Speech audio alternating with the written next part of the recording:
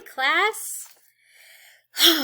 Well, we have reached the point in the semester in which we'll be switching gears and starting to work with research, sources, and other voices.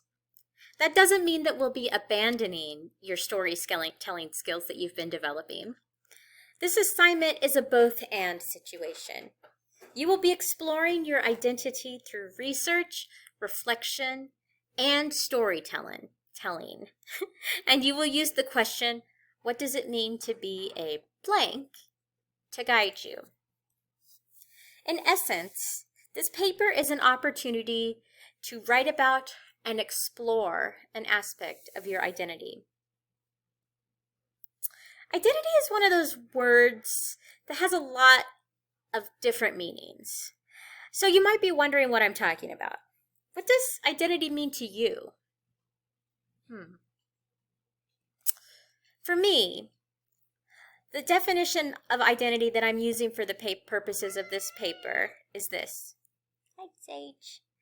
Identity is your sense of who you are, your self-image, the way you think about yourself, the way you are viewed by the world, and the characteristics that define you.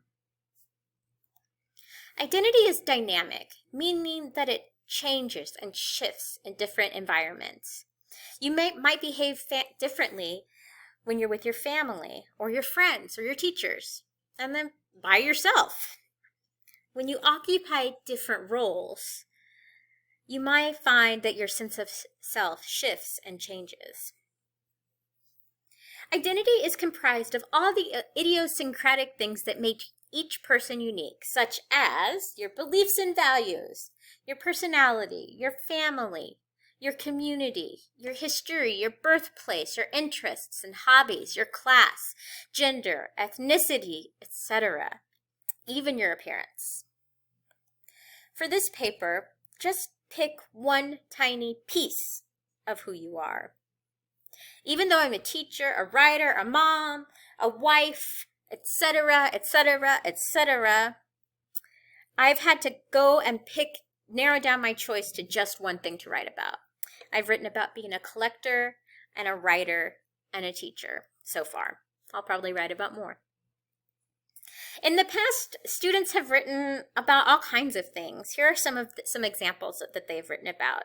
They've written about being athletes, siblings, musicians, dancers, outdoorsmen and women, gamers, members of a religious group, travelers, cartoon watchers, makeup artists, fans of certain bands, a person who uses dark humor to cope with trauma, and much more. That just scratches the surface. And here's this cat who is so happy to be a country boy. If you find yourself saying, I'm just a blank, that actually might be a pretty good key about what you might want to write about. As you try to think of a topic, you may have just found your topic right there. The impulse to say just actually means it's probably key. You don't have to decide this very minute, though. Those sort of like quick decisions can lead to bad decisions. But I do recommend you start thinking about your options this week so it won't come as a shock to you when you do have to choose. If you can't come up with a topic, I'm suggesting that you write about your identity as a student, because that's something we all have in common. And I include myself in there because I continue to be a student. So, what does this paper look like? A lot of times people want to put storytelling and research into two distinct boxes. But the truth is, some of the best writing combines both research and narrative.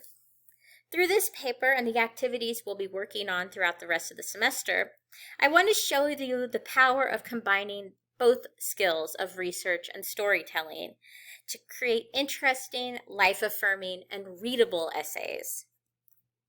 Basically, you can think of this assignment as a mega beefy, pumped up, reflective narrative all about you. Maybe it'll be so good your mom or grandma or your cool uncle will print it out and put it on the refrigerator. Who knows? If you want to develop one of your reflections from earlier in the semester, I'm totally here for that. What a good idea. Do it. Now, let's talk research. For this assignment, my definition of research is very broad. You don't need to use scholarly journals. The main point for this argument is to practice incorporating into your own writing sources, other voices in an elegant and seamless way. As long as you're bringing in distinct voices, I'll count it. One of the key skills we'll work on is the quote sandwich. This technique helps to create lovely introductions and explanations of sources. This is my number one concern in terms of what we might call research for this paper. You will also watch a number of videos created by ISU librarians in the Library Resources book in week 12. You can use the library for all kinds of help. But don't wait till you're desperate. Ask a librarian. They know how to Google better than you. And they want to help. Jenny Semenza is a librarian who has worked with me a lot, and she knows my papers. And so I'm just going to give you her email and let you reach out to her if you have any questions. She's really nice and she understands this assignment. You can also always email or text me too, guys. Okay, so in a nutshell, this assignment should include a thesis statement that answers the question, what does it mean to be a blank? Be 6 to 8 pages in length. Incorporate 5 sources. Use quote sandwiches to introduce source material. Refer to personal experience. Could you explode some moments for me, guys? Show growth and surprise and interest the reader. In order to help you complete this paper, I've divided the next 6 weeks into a number of smaller assignments that will build to your final paper. The first 2 assignments, Pieces of Me and Discovery Draft, are essentially invention activities. Your bibliography and annotated bibliography are assignments designed to help you start finding and incorporating sources. Your rough draft will give me the opportunity to provide some feedback before you turn in your final draft at the end of the semester. Some students fall off the wagon at this point in the semester, but getting behind is a dangerous game. Keep it up. Keep up, even if it means sacrificing perfection in the name of getting it done. Hand something in. It's good for you. Gotta keep up. Of course, I have an example. It's in our course documents on Moodle. It's the entire assignment series. You can find it. It shows you each of the individual assignments within the bigger assignment series. When you turn in your final paper, you don't have to turn in every single one of those pieces. You can just turn in the final paper.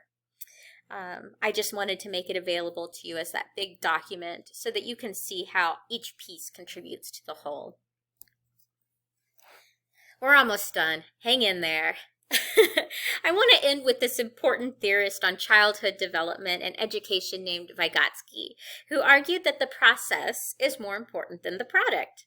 The same is true for artists who are working on assignment series like this. At each step, you are developing essential skills for writing in the university. And even if your final paper isn't as amazing as you'd like it to be, the point of the paper wasn't the paper itself, but all the little steps that we took to get there. So you've got this. You've got it. For more information about how to get started writing your What Does It Mean to Be a Blank paper, check out the video introducing the Pieces of Me assignment that is scheduled for this week. And that's it. I'll see you soon.